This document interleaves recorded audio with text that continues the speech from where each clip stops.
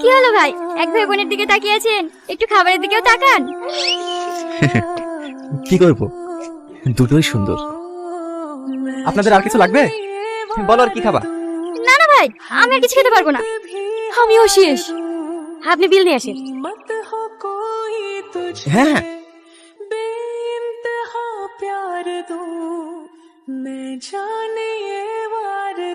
আমি একটু আসি।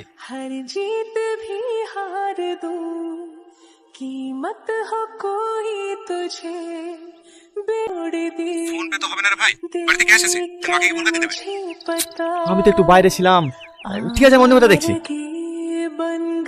কি হলো, এখানে দাঁড়িয়ে কেনে? এমনি।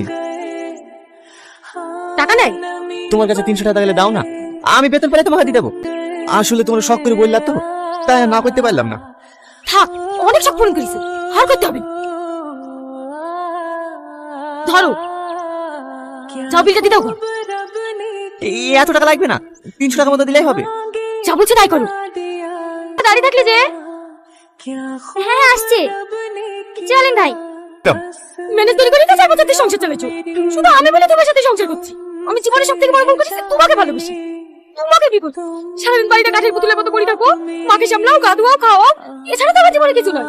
সকালের কথা বাদে দিলাম, একটু সুখ তো দিতে পারো।